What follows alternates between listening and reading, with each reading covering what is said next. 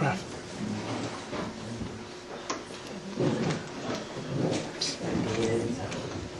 Good evening. Good evening.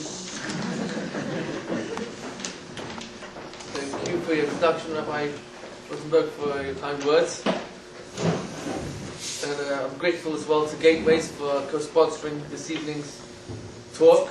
I believe you've asked me to speak on the subject of revealing God behind life's challenges. So I'm going to ask you to dig into your memories to your favorite movie. I don't think it lasted more than 2 hours, maybe a little longer. But if you had to give a guess, how many hours did it take to create that movie? What number would you probably come up with? Any idea? Years. A couple of years. So I'll give you a little bit of an insight. I used to work in the film business with my father. My father's a film director in England. He's actually very well known in the film industry as the best in the world in dubbing. Dubbing is a specific, specialized field of revoicing. So the time of James Bond, which some of you have heard of, the old Bond movies with Sean Connery and Roger Moore. So my father directed the revoicing in all those movies.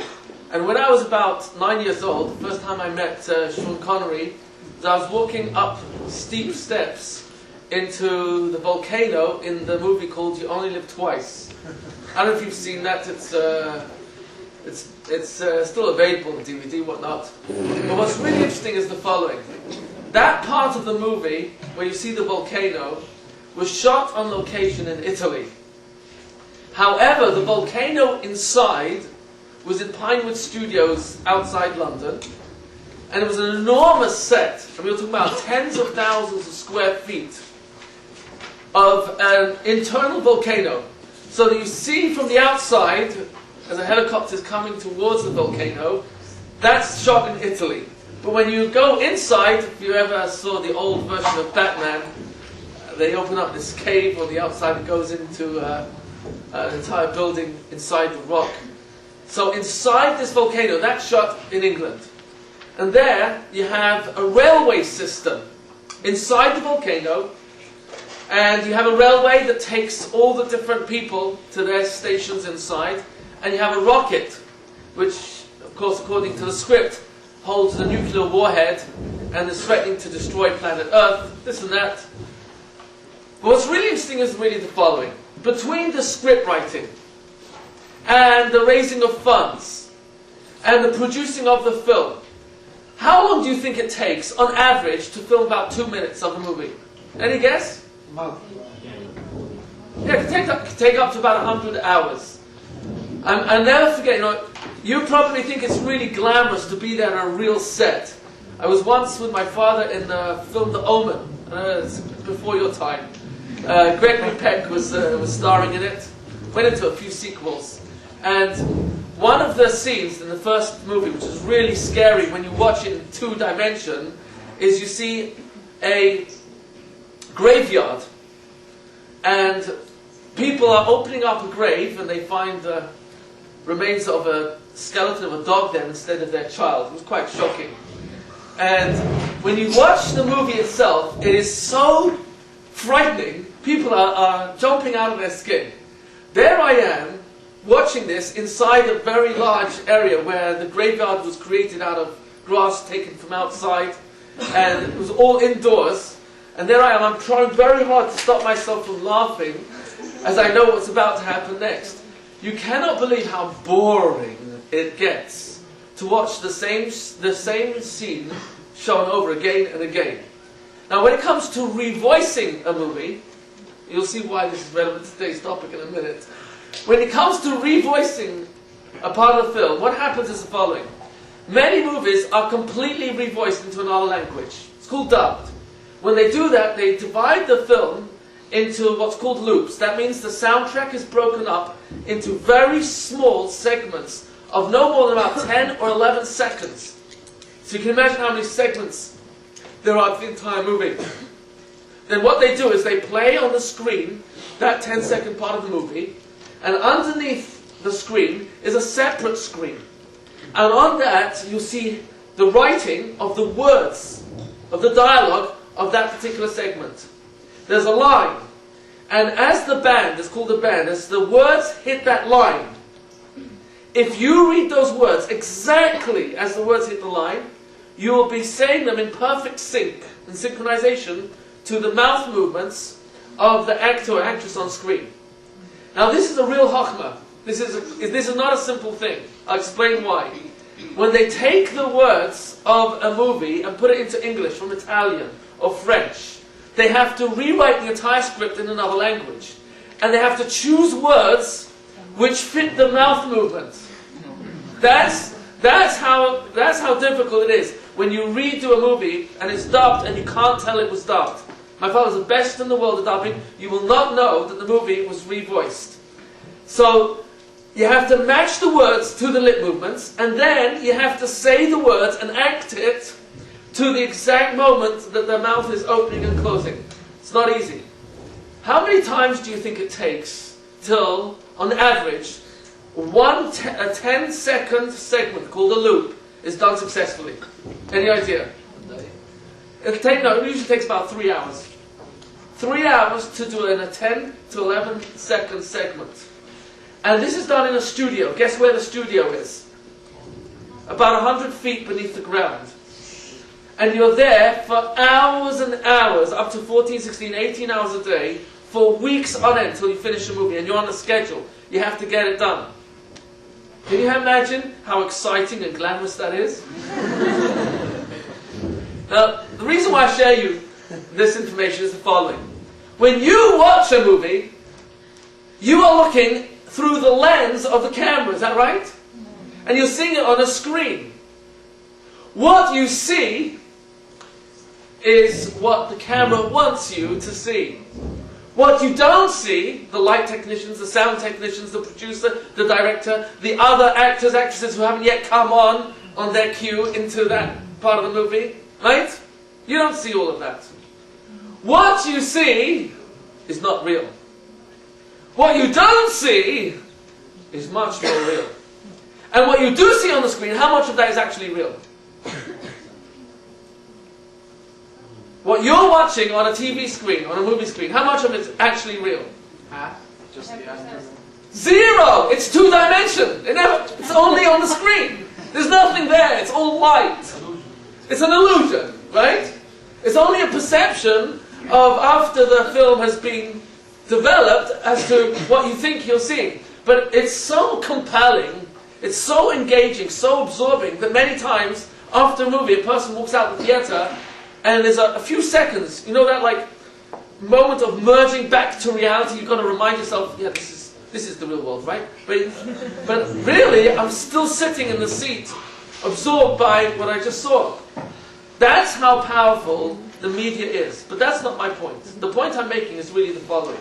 What we see is not real. What we don't see is much more real. Now, the lecture. I want to share with you the following. In science, there used to be a golden rule. Until you can observe it, it doesn't exist. Does that sound logical? Yeah. If you cannot see it, if you cannot experience it, you can't tell me it exists. However, science no longer follows that rule. Why? Because when you look up at the sky at night and you see a star, do you know that it for sure exists? Why not? It's there. I can see it bright, shining. How can you tell me that it might not exist? It takes time for the light to get here. It takes time for the light to get here, and maybe that star burnt out a while ago. And if it did, what I'm looking at is the light that's still coming off the star before it blew up. If this is a little bit confusing, I'll make it much more simple. How long does it take for light to travel? How fast does it travel? 186,000 miles per second, correct? 186,000 miles per second. How far is our local sun? How far is the local sun from planet Earth? 93,248,000 miles, right? How long does it take from the moment a light wave leaves planet, the soul of the sun, how long will it take for that light to arrive at planet Earth at the rate of 186,000 miles per second, traveling a distance of 93 million miles? 6 minutes. 7 minutes, 52 seconds. The answer is somewhere in the range of between 7 and 8 minutes. That's correct. It will take between 7 and 8 minutes. Which means, when a person looks at the sun, of course he's wearing sunglasses, and if, God forbid, it were to blow up, you wouldn't know about it for another 7+ minutes. Because when you're looking, you can see the sun. It's still there. Why? Because what I'm looking at are the sun rays that are projected off the sun. But it could be that 3 minutes ago, 4 minutes ago, 5 minutes ago, it blew up. It's no longer there. But I won't know about that. That's why I could see a star in the sky and say, hey, I can see it exists. I'm a witness. Testimony. Doesn't get more certain than that. For sure it exists. And in reality, it's not there. There are many instances like this in science. I'll give you another example. Before the atom was discovered, we did not really fully understand the molecular structure of a mass. But now we do understand the molecular physical structure of mass, of solid items. From a scientific perspective, how much of it is actual mass and how much of it is totally empty space? Almost all empty. Almost all empty space. How much is almost? 99.9999% of it is empty space. Which means that the vast majority of the world that you and I physically experience all the time is mostly empty space. The only reason why our hand doesn't go through rock is because the atoms, the protons, electrons, they're moving so fast that it appears and physically feels as though there's a solid mass there. But scientifically we know that's not true. It's not accurate. The vast majority of the physical mass is empty space between the atoms. To the extent that if one were to theoretically reduce planet Earth to its actual mass, physical state. In other words, if there was some way to remove all the empty space out of everything that's solid and then compress the physical mass into one area, how big an area would planet Earth be compressed into? Approximately the size of a basketball. Planet Earth would be reduced to the size of a basketball if you were to take out all the empty space from the physical mass. Do you follow what we're saying here? You see, even in the physical world, most of what we see doesn't exist. It's not the real world. In Hebrew, how do you say spirituality? Ruchaniyut. What is the shoresh? What is the 2-letter, 3-letter root of spirituality in Hebrew? Ruach. What does ruach mean? Spirit or wind. Let me ask you, can you see wind? Can you hear it? Yes. Are there any physicists here? Can you hear wind? No. You can't hear wind. How do you know it exists? You feel the impact of wind upon physical reality. When you see leaves blowing in the air and they're making a noise from the wind, it's not the wind you hear, it's the rustling of the leaves from the force of the wind. Wind cannot be seen and it cannot be heard. The only reason you and I know it exists is because we see its impact on physical reality.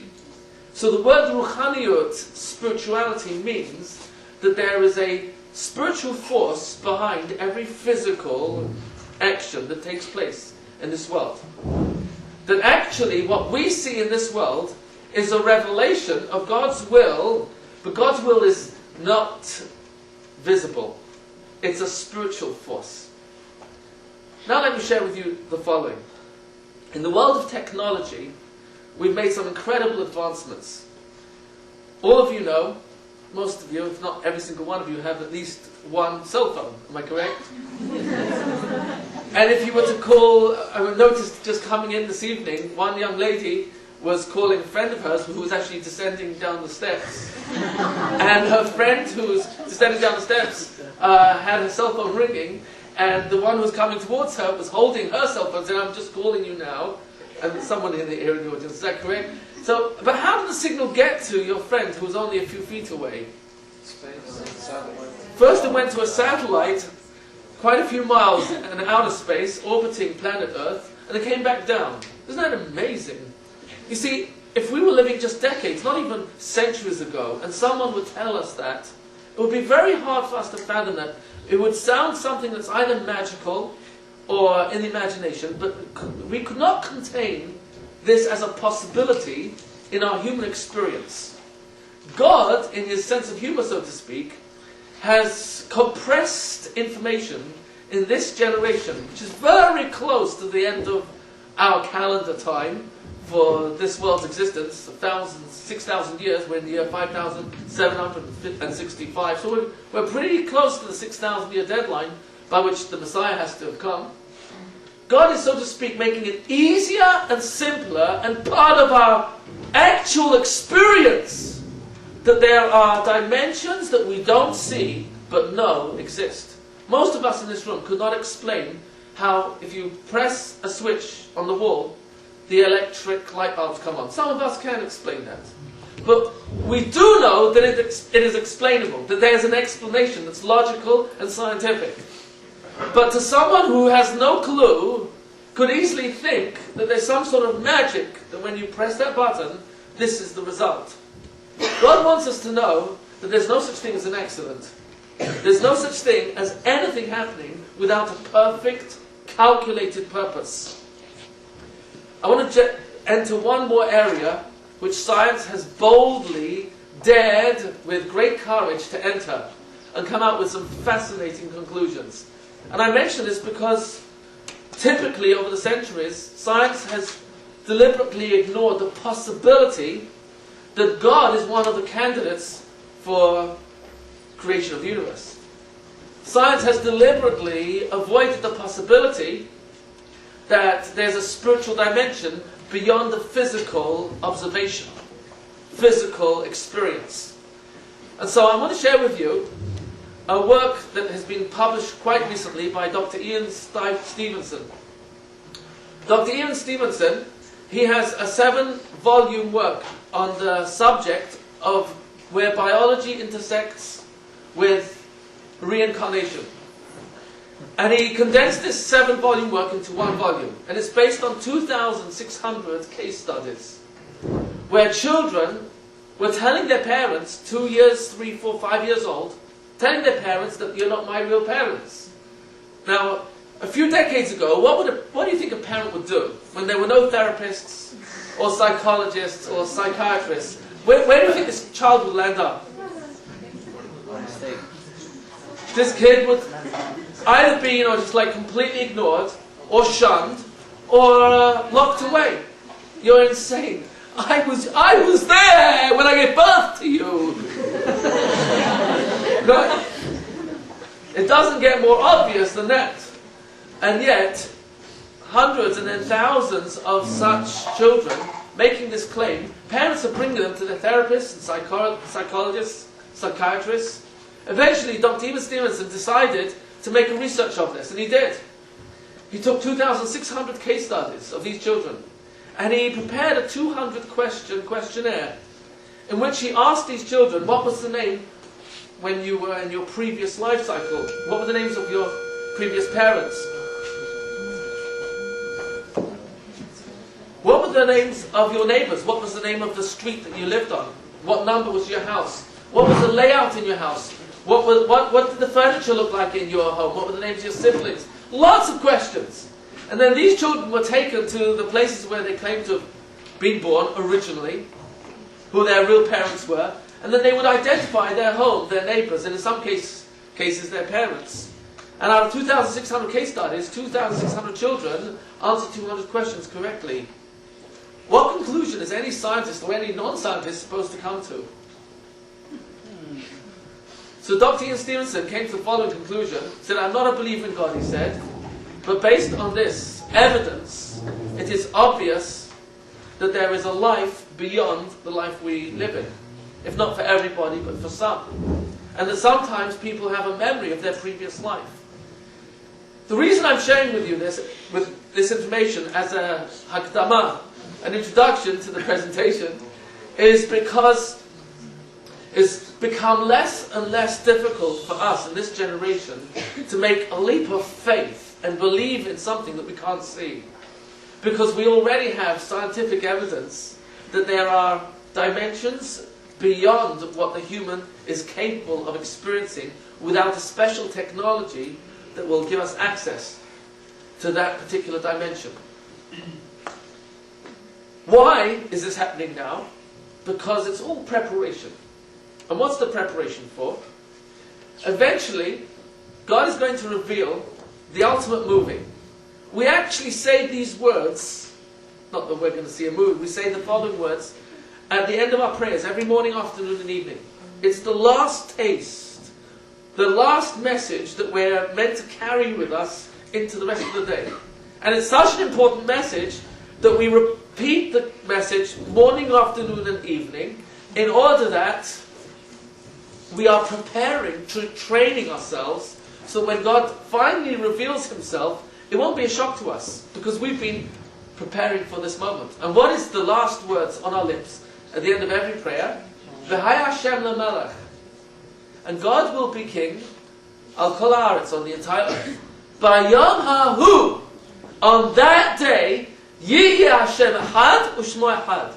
On that day, he will be one and his name will be one. What does it mean? Then he will be one on that day. You mean now he's not one? What does that mean? That's what the Talmud asks. So the Gemara answers, it means that in human experience, we designate positive experiences as great, that's wonderful, a blessing, that's good. And when we experience pain, a personal challenge, with a difficult boyfriend, or a difficult girlfriend, or a difficult mother or father, a difficult brother or sister, a difficult boss or co-worker or roommate. Sorry? Did I miss someone out? Okay? A difficult landlord, difficult landlady, a difficult teacher, whoever we experience difficulty with, what we're saying over here is that God has perfectly calculated that by Yom Hahu, even though right now I declare that as a negative experience and a negative encounter with a particular person, God is going to reveal at the end of the movie, we're going to sit in an IMAX theater and we're not going to just see the two-dimensional part of the movie, we'll be seeing it from every angle. And we'll be seeing all the participants. And we will see the movie of their personal lives from the beginning of their life to the end, until we have such a complete picture of the total movie of creation that there will be no more questions about God's justice or apparent injustice. Because in our personal experience of life now, there are two blessings we make. One for when things go good, and one when things don't go so good. But by Yom Hahu, on that day when God finally reveals himself in full regalia, the entire movie, that's when we will declare that God was really only one blessing all along. He's only good. There are no mistakes. Even tragedy is really a misperception. It's my human perception of injustice. But in God's perception, God's angle, there's no such thing as a mistake. If you had to grapple with the two hardest questions that mankind has ever really had to deal with, related to tonight's subject, revealing God behind life's challenges, the two questions that are the hardest questions for people to deal with is number one, personal difficulty in my life, personal tragedy, God forbid. And number two, national and global tragedy, national and global suffering, the challenges around the world. Those are the biggest questions that people have. Now, putting that aside for a moment, we're going to relate to it in a few moments in the context of what we're describing. what would you say is arguably the most valuable moment in a person's life? Think for a few seconds. When's the most valuable moment in your life? Marriage? Birth. Birth? Death. Who said death? This one. Why is it that death, the moment of death, might be the most valuable moment in life? That's where everything makes sense. In my last moment before a person moves on to meet their Creator, how will they depart from this world? In the moment they know they're going, are they going to say, "Why? Why me? Why? I was so good, I gave charity, and I feel like I'm so bad. Why?" That's one way to go. But how is a Jew supposed to go? Shema Yisrael. Shema Yisrael. One of the last words that all our lives we're training to say before we go. Shema Yisrael. And what are we saying? Listen, O Israel. I'm also a Jew, so I have to listen to Shema Yisrael. Hashem Elokeinu. God is our power. Hashem Echad. He's one. One what? One power? One power behind everything in our lives. Both the blessing and the bad. He was the same power. Now look at the rest of the message. Ve'ahavta et Hashem Elokecha. Love Hashem. V'chol levavcha, with all your thoughts. V'chol nafshecha, with all your soul. What does it mean to love God with all your soul? So says the Gemara on that last Mishnah in Berachot, Afilu notel nafshecha. Even when God takes my soul, that's the moment to love God. I love God throughout my life. I'm practicing it every day. But when's the most valuable moment that measures a human being's demonstration of his love for God? When I give back to you what's most valuable to me, my soul, my life. Oh, do I give it back complaining or with gratitude and love? That's very telling. That's a very powerful moment of who we are when we're really squeezed. Uvechol me'odecha, and love Hashem with all your me'od. What does me'od mean? Me'od means very, very what? Me'od is the same letter as Adam. With all of a person, all our essence. But vechol me'odecha also means vechol mamonecha, all our talents, all our possessions, all our money. Ubechol me'odecha comes from the word midah. What does midah mean? Measure. V'chol midah or midah. With every measure. Shuhu modid lacha, which God measures out to a person. Bein midah tovah. Whether it was a measure of blessing, health, wealth, family, finances. Bein midah puranut. Or whether God is exacting payment from me. Be very, exceedingly grateful. Whoa. That's the mission that a Jew is charged with. That during our lifetime, we're preparing for the last moment. That we move on, we're saying, God, I'm preparing myself. I'm training in your reality, not mine. Because in my reality, there's good and there's bad. But I'm training every day in your reality that when I go, not if, when I go, I'm going to go with the words, I love you, Hashem, as the one power, the loving God that was behind everything in my life, both the good and the not good in my life. And I'll love you in that last moment. That's what we're training in. That's what our mission is. To find God, not just in the last moment, we're training every single day to look for, you are in my life, and I'm going to love you no matter what. This is actually the words taken from the Code of Jewish Law. The Code of Jewish Law under the subject of how to respond to suffering.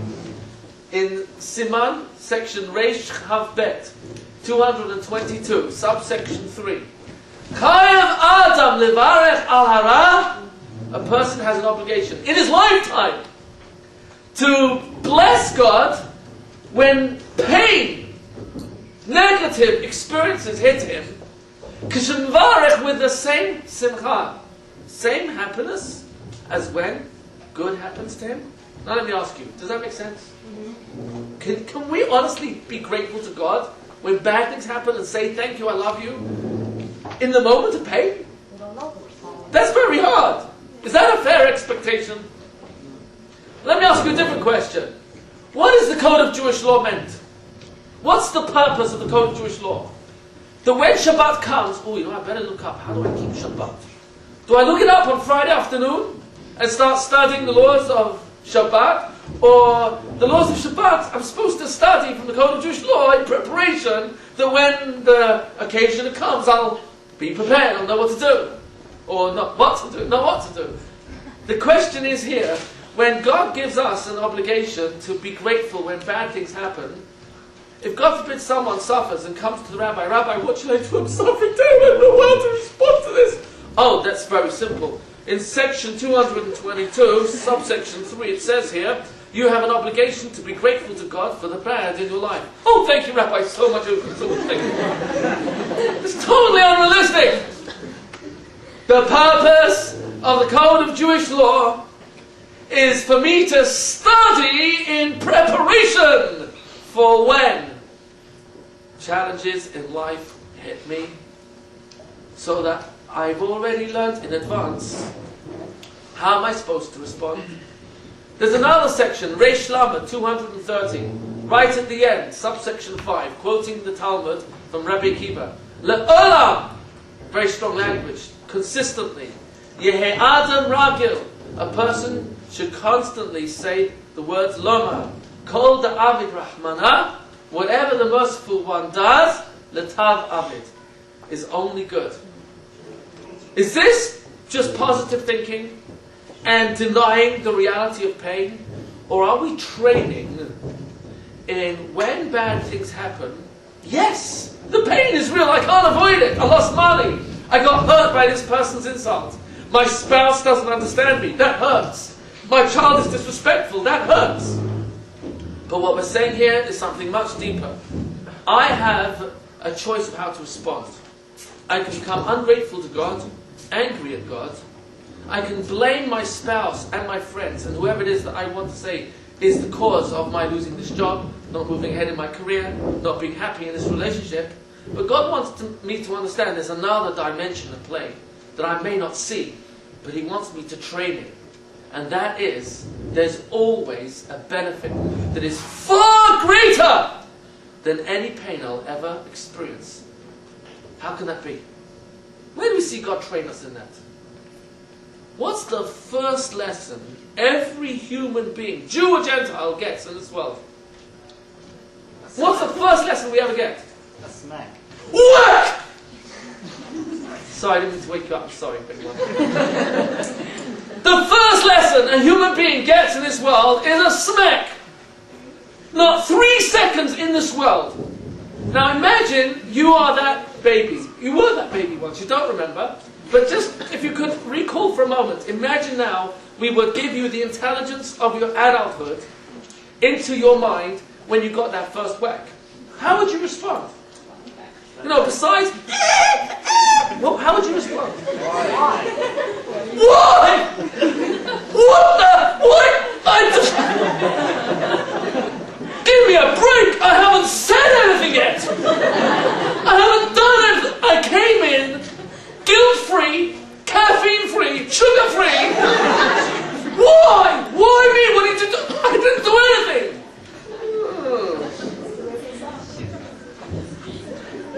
Do we get an answer? You don't get an answer for years later, when we have sufficient intelligence to understand the answer. And what's the answer? Why do I get that whack? It gave me my first cocktail of oxygen. Whoa! That whack opened all the airways so that my lungs were freed up from any mucus or other liquids. And now, I'm breathing in for the first time And the whole respiratory system, blood, heart, everything is starting its cycle in full force. Oh! The first lesson God gives us in this world is pain, work is real. Pain is real from a human standpoint. But the purpose behind the whack is immeasurably greater in benefit than the pain of the whack. But I don't have the maturity yet. If you were to explain that to me, dear Mom, Dad, Doctor, and I'm about 10 seconds old, and if I could just get out of the crying, once I recover from the crying, try to empathize and then explain. Listen, darling, I'm really sorry. I don't even have a name for you yet, but how about you just explain this to you? We had to whack you to save your life. No reasonable, logical explanation would have been satisfying because I didn't have the maturity to contain the answer. I couldn't understand the vocabulary. God wants me to know my first taste of this world, pain is real. But there will come a time where I will not only justify the whack, I'll be grateful eternally that you gave me that hit. For without which I possibly may have choked to death, died of my own weakness. Is there a baseball game upstairs?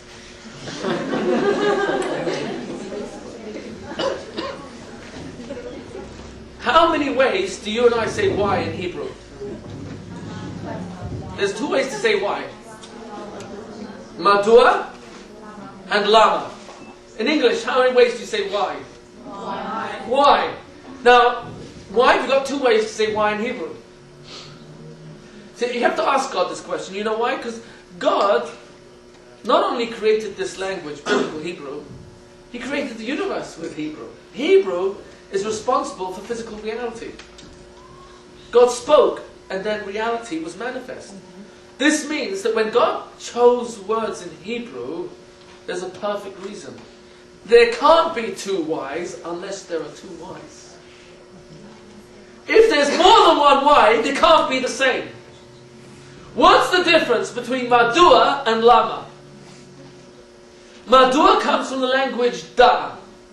Give me the knowledge, give me the information, so that I can understand why it happened this way. Give me the breakdown of events as they unfolded, so I've got the information that led to this tragedy or this event, and now I understand why. Which time zone does Madua send me into? Where am I going? Which time zone? The past? No, the past. They pay me to speak this way. Alright. Madua sends us into the past. But look at Lama, it's a totally different why. La-ma. What does Lama mean? Two or four. Ma, what does Ma mean? What? To what? For what? See, it's a completely different why. Madua, give me the information of the past that enables me to understand how it came to this time now.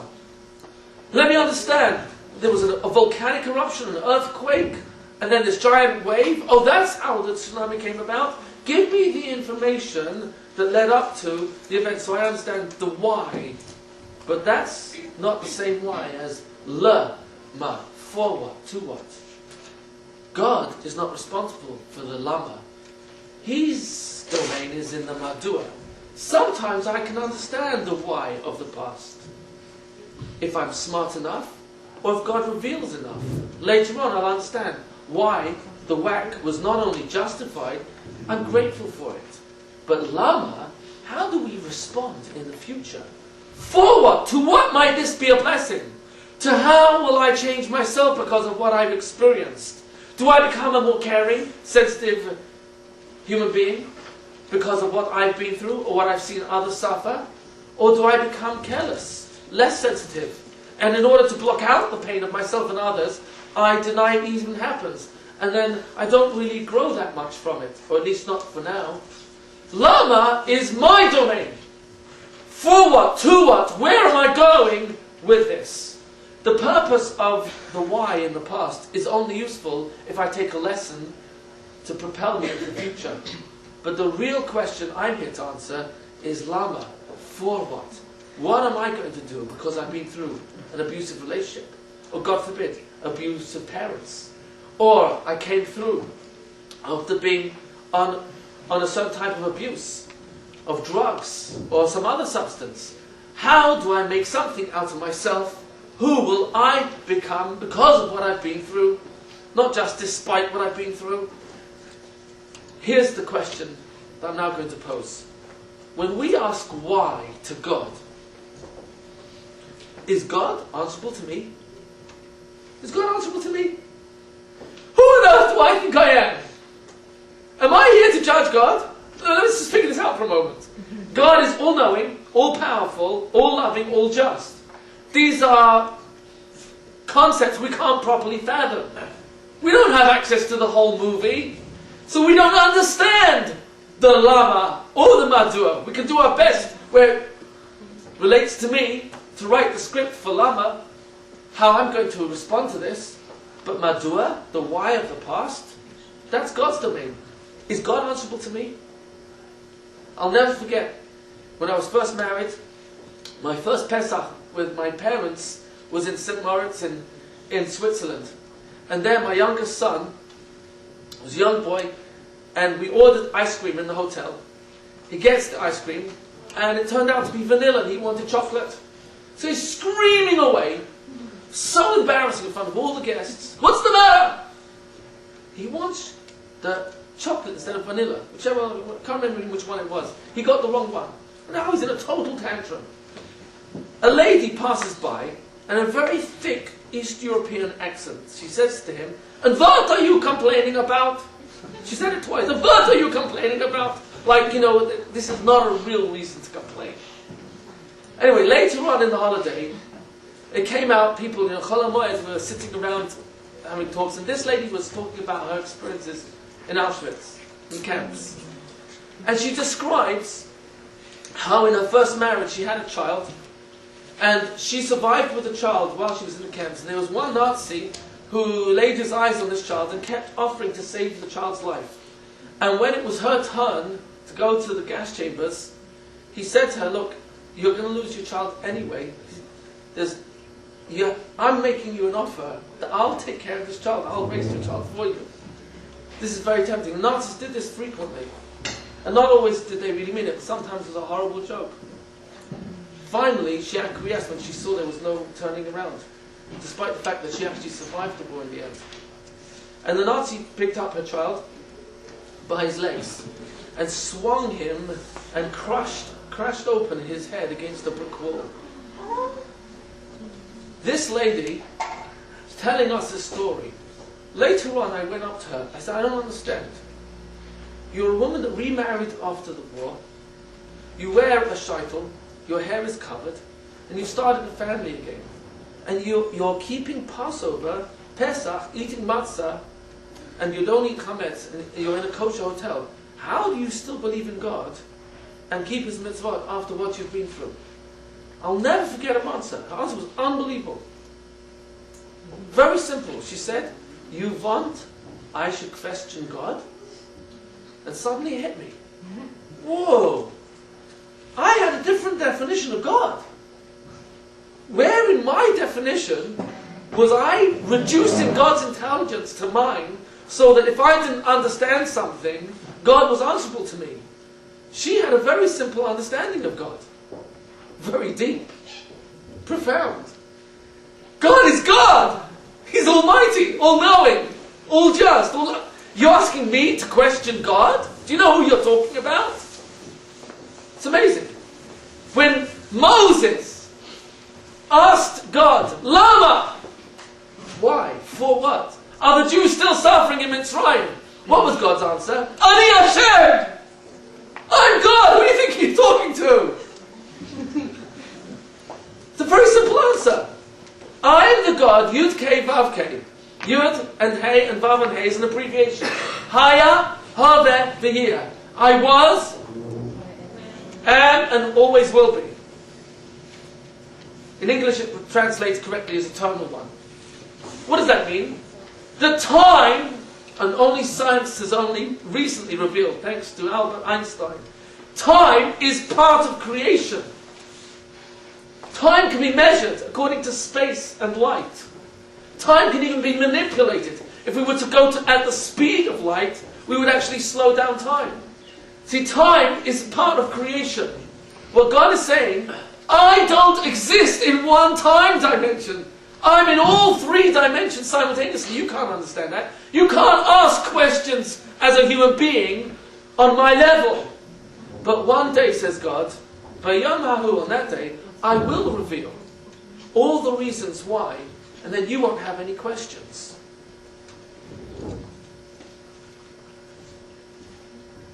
Rabbi Meir, in the Gemara in Barachot, page 61a, tells us,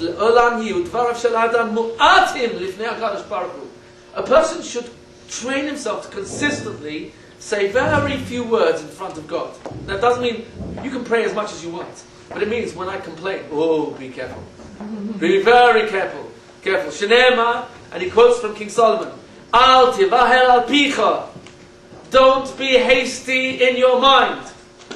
In your mouth. V'libecha, and your heart, your mind. Al yimah elehotzi dava lifnei Elokim. Be very careful. Don't be hasty to say something in front of God. Ki Elokim, because the Almighty Bashamayim, He's taking the movie in heaven, and He's got a picture of everything that's going on. Ve'ata, but you, ala haaretz, you're on earth. And when I look, guess what I'm looking at? I see things in front of me, and I don't see anything beyond it. So I make decisions based on what I can see. I can't make decisions based on what I can't see. God says, but you know what? When I'm making decisions, I'm making decisions based on the whole picture. Ata ala haaretz, you're on this world. Al kain, therefore, yiyu dvarecha mu'atim. Make sure your words are short. Be very careful when I complain against God.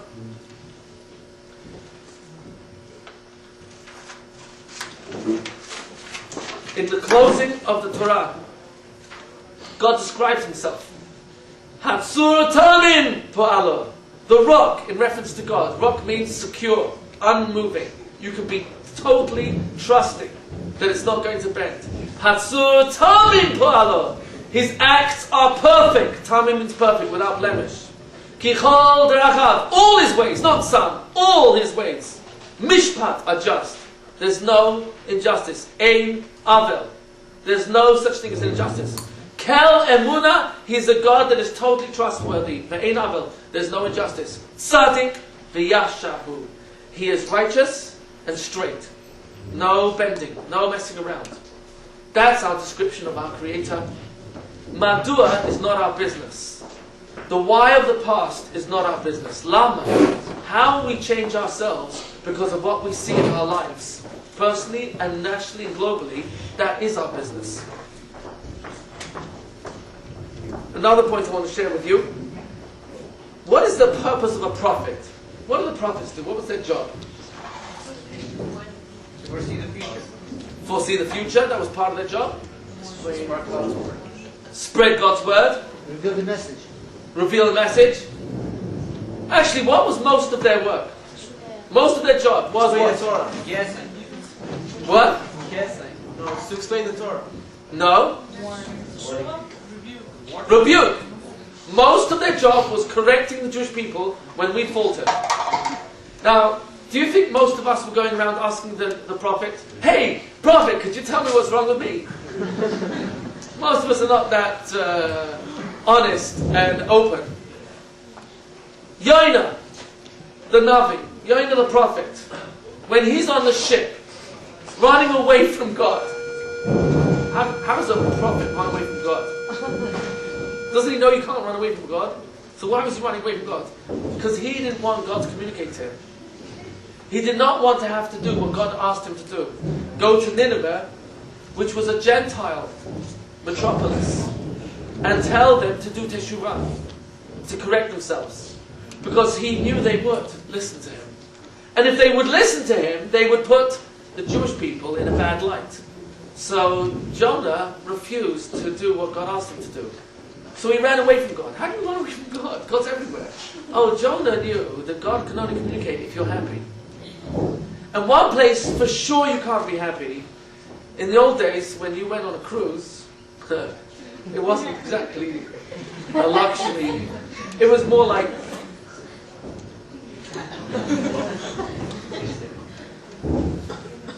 And on this ship, there was a storm. And Jonah finds himself down below in the hull while the sailors are throwing stuff overboard and don't know what to do, and they're desperately praying to all their gods. Finally, they find Jonah and they say, "What are you doing here?" And he tells them, "I'm running away from God." Which God? God Almighty, the one who created the heavens, the earth, and the seas. And when they hear that that's the God he's running away from, he tells them, what do you think he tells them? Think about it. What have they been doing the last few minutes? Praying to their idols. What do you think Jonah has a perfect opportunity to do right now? You idiots! You fools! You're praying to the wrong God! The Almighty Creator, the one power behind all powers, He's the one you should be praying to. That's why you're suffering. Wouldn't that have been a great position? What did Jonah answer? Jonah says, Bishali! Hear the words. Ki yodea ani, I know. Ki bishali, because of me, ha'asa gadol hazeh alechem. This great storm has come upon you. Who's he blaming? Himself. Jonah knew exactly where to point fingers. He took total responsibility. When suffering happens around us, who's it really for? The Talmud tells us a frightening statement. Ein puranut ba la'olam. No tragedy, catastrophe comes upon this earth, ela bishvil Yisrael, except for the Jewish people. That means that if the Gentiles suffer, for the most part, a tsunami, the message is not really for them. The message is more, Ein puranot ba la'olam ela bishvil Yisrael. How am I going to respond? Says Rashi, on that Gemara, on page 63, in Yevamot, tells us, Kedei leyiram, that a Jew should be filled with a fear in order that we do teshuvah. The actual words there, leyiram kedei shechazu b'teshuvah, that I should see what happened and I should change, because when I change, the world changes with me. The purpose of Jew being in this world is to notice that God is behind everything. There are no accidents. Actually, if there are no accidents, let's figure this out for a moment. When God created the world, and He created it with biblical Hebrew, Lashon HaKodesh, the Holy Tongue, if there's a word in English that has no equivalent in Lashon HaKodesh, in biblical Hebrew, if there's no such word in Hebrew, what does that say about reality? It doesn't exist. Think about it. Is there a word for accident in biblical Hebrew? Honest means forced. Shogeg means a person did this by accident, wasn't thinking. Mikre. Mikre is the word that is translated by the St. James's Bible as accident. Mikre doesn't mean accident. There is no word for accident. Mikre comes from the word kufresh. Kufresh means called out. Mikra means it was called out. Says the Gemara, the Talmud, in Ta'anit, I think it's page 7.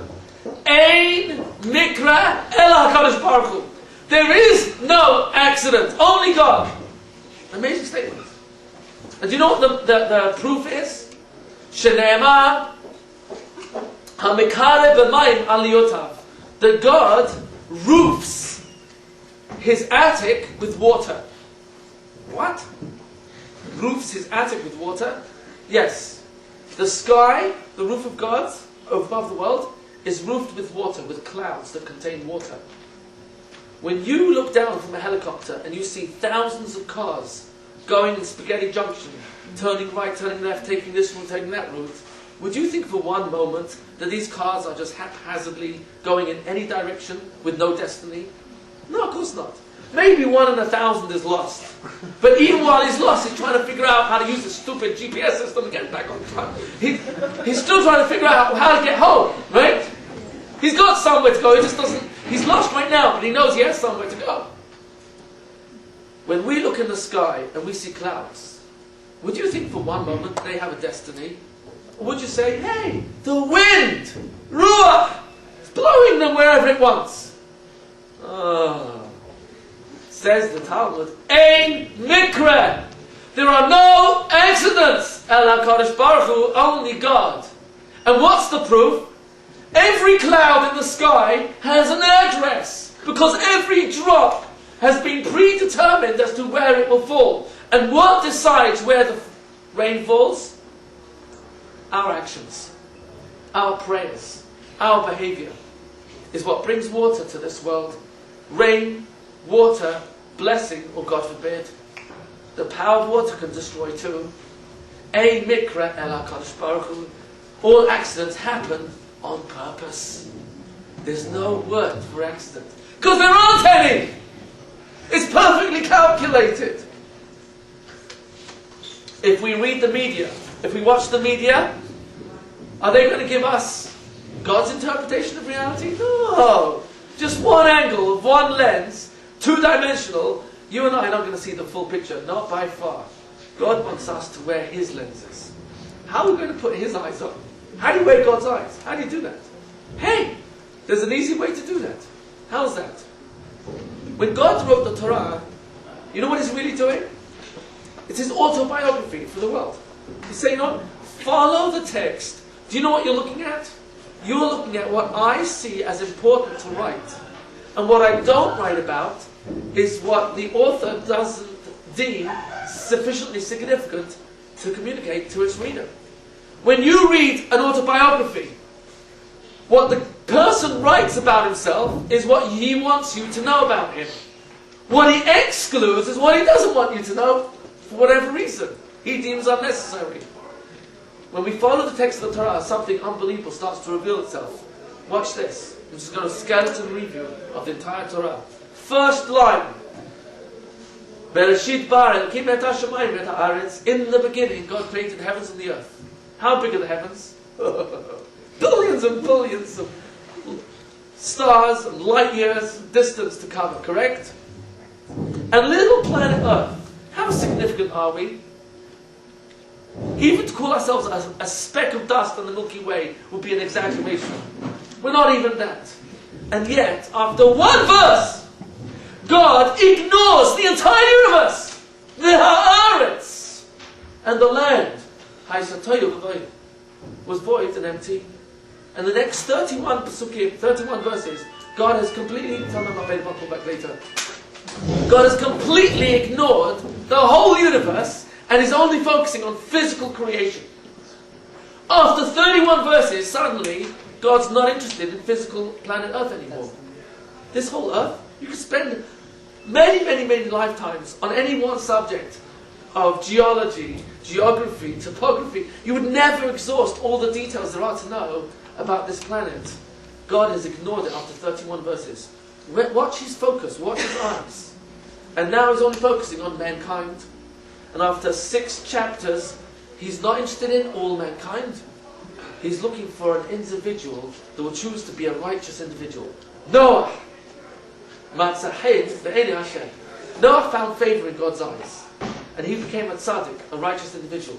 And after him, God's not interested in anybody except Abraham, chapter 12. And from that point on, for the rest of the text, there's no mention of anything else in this world unless it's in the context of the Jewish people.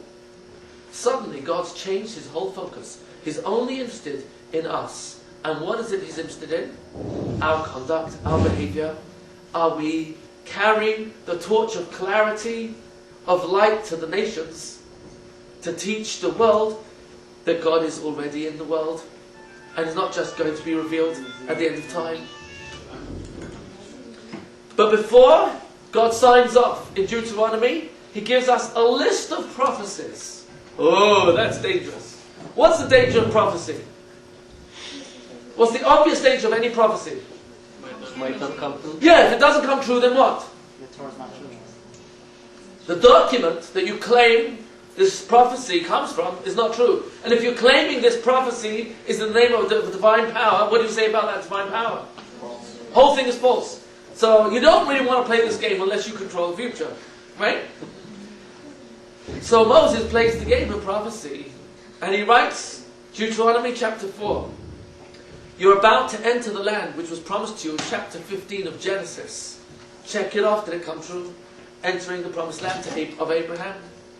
But, says Moses, you will not remain there for long. You will be expelled, not once, Leviticus chapter 26, but twice, Deuteronomy chapter 28. Not only will you be expelled twice, you will be dispersed amongst all the nations. You will be downcast. You will be a word of disdain in their mouths. Anti-Semitism, Deuteronomy chapter 29. And you will remain small in number. Same parasha, Vayit Chananj, chapter 4, Deuteronomy. You will remain small in number, but after your final exile, you will return to the land. And you will return to God. Check it off. Did we enter the land after the Exodus? Check it off. Were we expelled not once but twice? Check it off. Were we scattered amongst all the continents, nations of the world? Check it off. Have we been the target of anti-Semitism? It's as fresh today as it ever was. Amazing. Check it off. Have we started returning to our land after 2,000 years of exile? Check it off. Are we coming back to God? Check it off. God has a track record. The music is bonus. It's all part of the same thing. God's track record is perfect. He made many prophecies. There are only 3 major prophecies which we're waiting for. Number 1, the coming of the Messiah. 2, building of the Beit HaMikdash. 3, Tchiat HaMetim. What's the third one? Resurrection of the dead. Those are the 3 major ones which haven't come yet. But we're not finished. We're in the last chapter of this volume. That's where we're at. In the year 5,765 out of 6,000 years, we're really close to the end. And here's my bottom line message.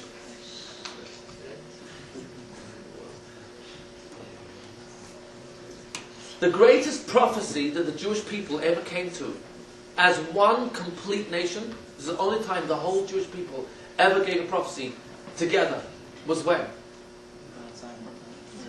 At Mount Sinai, God revealed himself to us, but there was one time that we had such an amazing clarity of God's revelation at the Yam Suf. At the crossing of the Red Sea, what were the words we said as a prophecy of the entire nation? Az Yashir. And in there, we said a one-line prophecy, which is quoted frequently through our prayers. One line. What did we say? It's a prophecy. Hashem Yimloch Le'olam Va'ed. God, you will be king forever. That was the one time the entire Jewish nation made one prophecy in unison. It was an amazing prophecy. We came to a clarity that we realized God will always be in control. God will be king forever. But you know something amazing? Our sages criticize us. We missed an unbelievable opportunity. When we were at the Yam Suf and we saw that God was the power in history, not just creation, but He was the one that brought us out. The Makot, the 10 plagues, splitting of the sea. The clarity we reached should have brought us to a different prophecy. Says the Mechilta, Pashat B'Shalach, Rabbi Yossi Aglili Omer, Ilu Amru Yisrael Alayam, Hashem Malach La'alam Va'ed. God is king forever. Lo Haita Uma V'Lashon Sholetet Bahem Le'olam. No nation would ever have been able to control us forever. Ela Amru Hashem Yimloch. But instead, we said God will be king, as though we're going to lack the clarity along the way. But eventually, we'll be able to say He will be king. That was a mistake, an opportunity missed. La'atid lavo in the future, we won't be able to say God is king forever until the very future. Until the days of the Messiah. Then God will be king forever. But until then, guess what? It's your fault that this relationship's not working out. It's you just like your father. Mom, you left me in diapers the first 6 years of my life. That's why I feel dysfunctional. You children took the best years out of my life. You know, when I blame other people, I'm getting across a very powerful message. If it's your fault, no, sorry, not you guys. No, sorry. If it's your fault that this relationship's not working out, you messed up this marriage big time. You took the best years out of my life. You know why I'm so fat? Because you don't take notice of me. I just go on eating and eating. It's your fault. Now there's no one in this room can relate to this. Some of your friends know what I'm talking about. When I blame other people for my not being happy, my not being successful in my life, in control of my food, my body, if I'm angry at you, do you know what the real reason my anger is there? On the surface, it's to get you off my back. Who has to change if it's your fault? That's right. I don't have to change. You have to change. You see, if you're the one who messed up the relationship, if you're not showing enough love and appreciation and respect, you have to change. But that's all a cover-up. That's only on the surface. The real reason I blame you is because I haven't got the courage to admit who's the real source, power behind everything that happens to me that I don't control. I don't want to admit that God is behind you. And so rather than complain against God, I'm blaming you. Who's the first person on planet Earth to play the blame game? Yeah.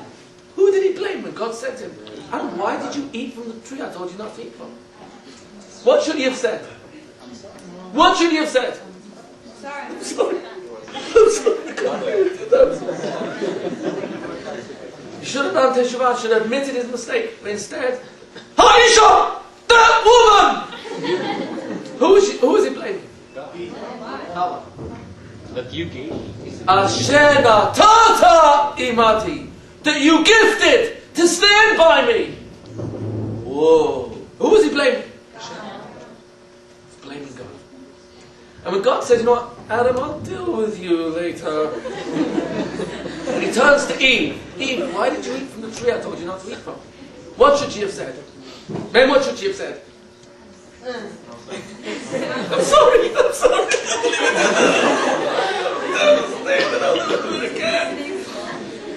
But what did she say?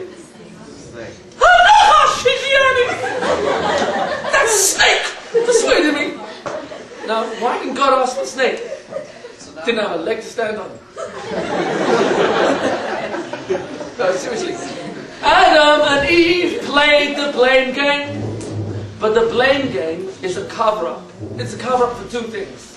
Number one, to get me out of changing the only person God created me to change. And blame other people for being responsible for why things aren't working out. That's one cover-up. But the biggest cover-up is the following. My anger, my complaining and my accusing, my blaming and denying and excusing is a cover-up for admitting that God sent you. Not to hurt me, to test me, to try me, to squeeze me, to see how I will change, how I will respond. We just learnt it last week in Parashat Shemot by Parashat Haman in chapter 16 of Exodus. What happened? The Jewish people are complaining for food. Can you believe that?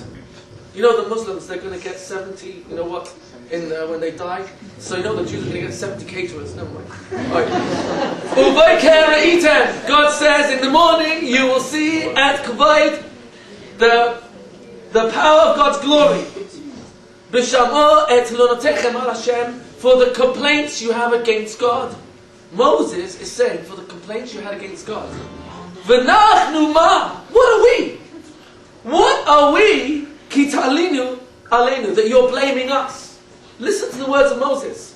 Vayomer Moshe b'tet Hashem lachem ba'erev basa, God is going to give you meat by evening to eat, lechol v'lechem b'boker, and bread in the morning, lisboa, to be satiated, b'shmoa et Hashem tilunotechem, because God listened to your complaints, asher atem malinim alav, that you are complaining against Him. V'nachnu ma, who is Aaron and myself? Who are we? Lo yaleinu tilunotechem, you're not blaming us for the lack of food, water, bread. You know what you're complaining against? Ki al Hashem. Moses had hit them straight back in the eyes. Don't ever think that your complaints are about me. They're really about God. When I'm angry, I don't really want to admit it, but my anger says I don't like the way the world is treating me. I don't like the way my parents are, my brother, my sisters, my spouse, my boyfriend, my girlfriend, my siblings, my co-workers, my boss, my landlord, my landlady. Did I miss anyone out? I think we covered everyone. When I blame other people, it's my way of avoiding admitting you are the one power, and if you are the one power, who should I be going to? Go directly to the boss. Rabbi Shloim, help me have the strength to respond to what you are sending in my life, the difficult people, the different people. Hagol b'nei Shamayim, chutz miyirat Shamayim. Everything really comes from you, except my choices. Anger is a misperception. It's a misinterpretation of events. Be it local as my spouse, my children, my brother, my sister, my parents. They are all invitations for God calling out, mikra, calling out. You know what the Targum translates call out? Mikra translates mizamen. Mizamen means invite. Or to call together. A zimun, when you're invited, you're prepared. God is preparing me by testing me, by squeezing me. Because the only way I'm going to become a stronger me is when I'm squeezed. Then what's inside of me will come out. I will end off. How do we train in revealing God is in our lives now, instead of waiting for that final day when God will be king? Then He will be king and will admit He was king all along. How do we train? Do you know something interesting? If you take a statistic, how frequently do we say the Shemona Esrei in a lifetime? The standing silent prayer. How many times do we say it? 3 times a day if you're a male, right? How many times over a lifetime does that come out? Do you know? You'll do the math. It comes out about 65,000 times. Depends how long you live. In a 70-year period, you'll take it, say it about 65,000 times, not including the first 12, 13 years of your life. You're going to be saying this 65,000 times plus. The same words.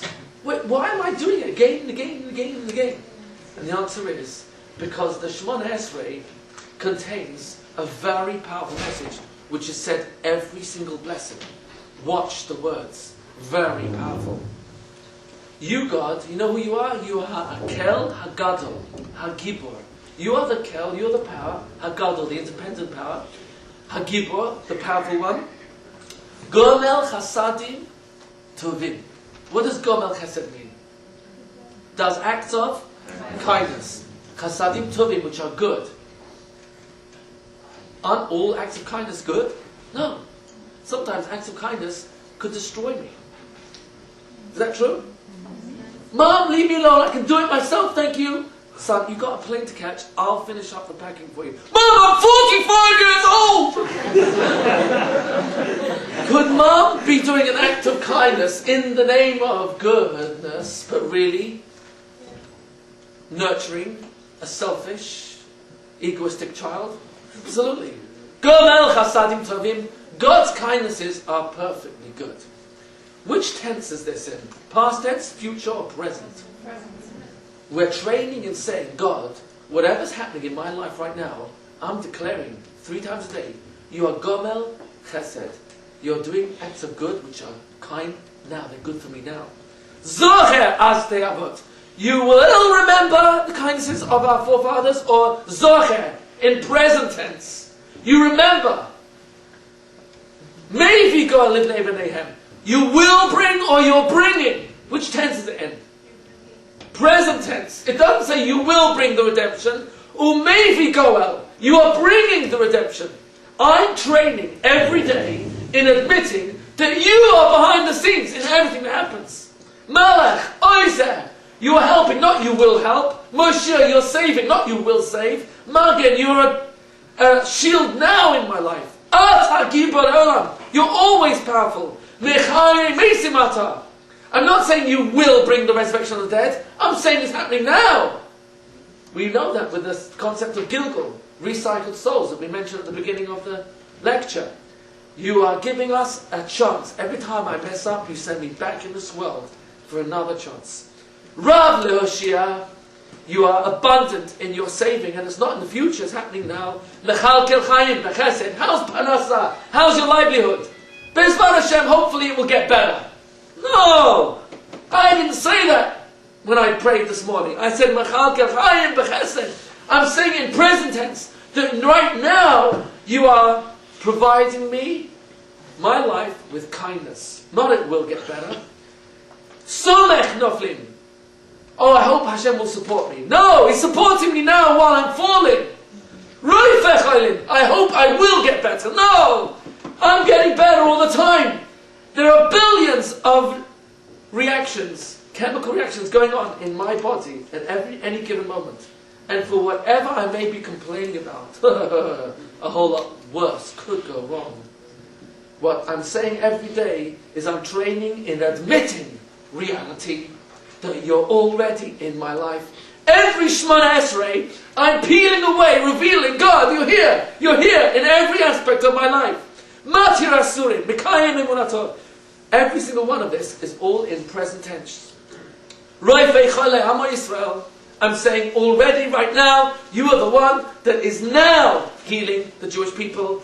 Mivarech Hasharim, not you will give us Parnasa. Right now you're blessing the ears. Mikabetz Nidchei Amo Yisrael. You're bringing about now the exiles. You're not going to do it in the future. That's true, it will happen. But it's unfolding now. That's what we're admitting to. Every day we train ourselves in revealing God is in the challenges. Malach Ohev Tzedakah Mishpat Shover Oivim. You are already, right now, destroying our enemies, Umachnia Minim, and subjugating those who are against us. Boine Yerushalayim. Not Yibane, not you will build Jerusalem. Boine. We've been saying this for 2,000 years. Right now, God, you're building Jerusalem. Do I see it? Not always. But that doesn't take away from God's reality. That's because my sight can only see a two-dimensional world. Three-dimensional world. There's more dimensions. Much more. Matzmiach Keren Yeshua. Right now, you're causing the Mashiach to come. Shomea Tefillah. You're listening now to prayer. Ma'chazir Shechinato Letzion. Not Yachazir. Not He will return His Shechinah. He's bringing it now. That's what we're training in. It's all happening now. That's what we're repeating thousands, tens of thousands of times. Every beracha we make, same idea. Shakol Niyah Bidvaro. You know, everything exists because you said so. That's what we're saying. You are in this world now. That's what the Jew is here for. That's why we are. And we are the cause of anti-Semitism. That the non-Jew knows that we're here to tell the world God is in the world. And when we don't live to that standard, we're falling short of what the Gentiles expect of us. You'll hear from Rabbi Ordman, phenomenal speaker. He once spoke to a New York Times newspaper reporter and asked him, why is it that Jews are always in the news? And he said, Jews is news. You know why? He says, not because we're so anti-Semitic. He says, it's not true. He said, you know why Goldberg will get the front page for embezzling funds, and Mr. Christiani, this Greek Christian over here, Catholic Christian, he won't get into the front page. You know why? Because Jews is news. A Jew, a Gentile, holds to a much higher standard. So when a Jew misbehaves, that's news! We don't expect him to be that way. When a non-Jew misbehaves, well, what standard were they held to in the first place? Jews is news. It's not just anti-Semitism. They hold us to that higher level. I will close on the following. What are the three names a Jew has? What are three names a Jew has? A Jew is called Yisrael, Yehudi, Ben Abraham? Bnei Yisrael, that's Yisrael, Ivri. Right? Those are our three names. And they're all the same. Look carefully. What does Yehudi come from? Yehuda. What does Yehuda come from? What does the word Yehuda come from? Hoda. What does Hoda mean? Thank you. Thank you. What does Hoda also mean? Comes from Lashon Vidui. Hoda means to admit. It means to be grateful, and it means to admit. Same thing. Why? Because when we admit, when we are grateful to God, or to a friend, or to a parent, or to our spouse, we're admitting that we owe you something, right? Hoda'ah. The essence of a Jew is to admit to God's reality that I'm grateful to you. Bein midat tova, bein midat puranot. Whether I'm blessed with good in my life, bein midat puranot, or whether I'm blessed with not such good, have modelo me'od me'od. Be very, exceedingly grateful. The essence of a Jew is to be in this world, to be grateful to God no matter what happens to him. And what's the second name? Yisrael. Yisrael is made up of two words. Yashar, Kel. Kel means God, the power. Yashar means straight. A Jew is here to say, God is straight. There's no injustice. That when we respond to suffering and challenges, locally, nationally, globally, we say Yashar Kel. Our emunah, our certainty that God is Kel emunah, a God of trustworthiness, that we don't waver. We say, you are straight, there's no injustice. And the last name is Ivri. Ivri comes from Lashon Avar. What does Avar mean? Not the past, the past. Avar means to pass over, right? Avram was called Ivri because he was on the other side of the river, but he was on the other side of the ideals of the world. Avar means we have the power to pass over everything that comes our way, all the challenges, with our strength, knowing God is the one behind it. I'll tell you a quick joke and then I'll end off with a true story. Two boys, constantly in trouble. You cannot believe they got in so much trouble that every time something went wrong in town, you knew it was their fault. Finally, the mother found out that the local rabbi is really good with discipline. So she goes to the rabbi and says, I want an appointment. She makes a 10 o'clock appointment for the 10-year-old, a 12 o'clock noon appointment for the 12-year-old. The 10-year-old walks into the rabbi's office. The rabbi stares at the boy and says, where is God? Where is God? Where is God? The boy screams, runs home, he's shaking for 2 hours, hiding inside a cupboard. Finally, his older brother Chaim finds him. Moshe, what happened to you? We looked for you everywhere. Oh, Chaim! This time we're in big trouble. God's missing, and I think it's us.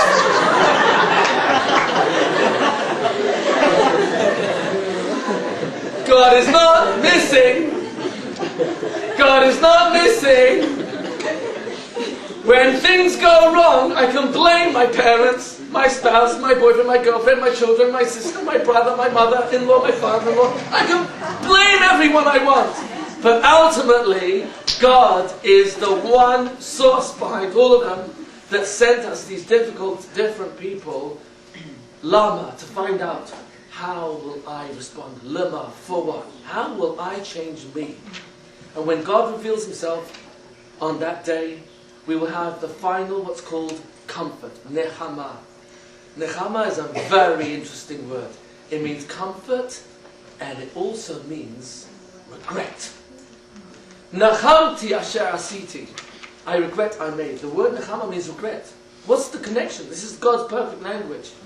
Because when God finally reveals the movie, and we see that God was perfectly correct all along, we will be comforted that everything that we thought was a tragedy or pain had a perfect reason that was immeasurably greater in its benefit than the pain.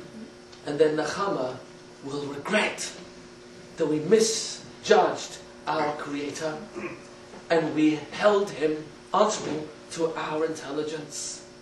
That's the reason why comfort and regret share the same root. I'll end up on a true story.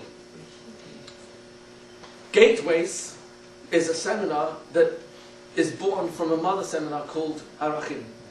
Arachim has about 100 seminars a year in Israel, and over 150,000 Jews have been through this seminar in the past 25 years, 27 years, that have recommitted to the Jewish heritage. What was the genesis of the Arachim seminar? I'll share with you an unbelievable story. Not many people know this. The person who started Arachim, two people, Shalom Serebnik and Tzvi Inbal, two Israeli scientists. They put together a very powerful seminar, and the first time they ever presented it was in their home of a Jewish politician in Israel, who invited a number of close friends, dignitaries, and businessmen. Amongst them was a certain gentleman by the name of Yossi Valles. How did Yossi Valles end up at this seminar? I'll tell you. Just a few weeks before, he was standing online, and he remembered the story that his mother told about his grandfather. And this is the story. His grandfather was 6 years in Auschwitz. His father survived right till the last days before liberation. The day before liberation, the Nazis, as was known amongst many of the camps, rounded up the inmates. Some they took on long marches, others they just played last-minute games and shot them. But in this particular circle, they took the inmates and they pulled out this Jew, the father of Yossi Valles.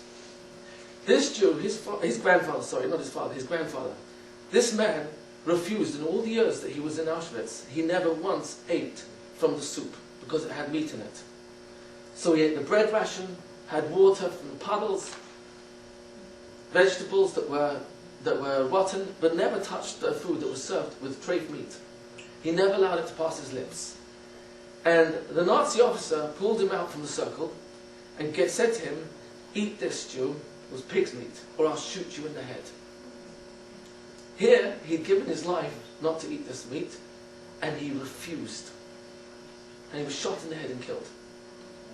And his daughter was in that circle.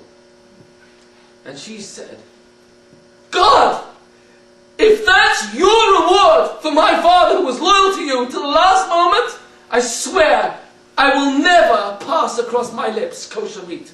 And she kept her promise.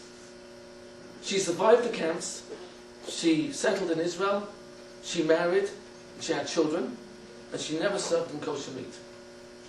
Her son Yossi, the one I'm talking to you about, was a general in the Israeli army. He had 300 men underneath him, a position of great responsibility. And after the war, he started his own helicopter manufacturing plant, became very wealthy, a multi-millionaire, moved to America for a short period, then back to Israel.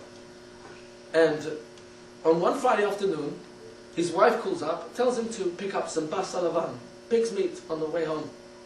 So he stops at the butcher and is waiting online. 5 minutes, 10 minutes, 15 minutes. 15 minutes goes by.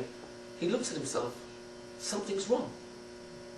My grandfather gave his entire life away not to eat what I'm giving 15 minutes of my life away waiting to eat. Suddenly hit him. Very confusing question. Either my grandfather was insane, or I don't understand what the value was that my grandfather deemed so necessary to give his life away for. And in this confusion, he walked away from that line. And he said to himself, I have to find out, investigate, what did my grandfather give his life away for?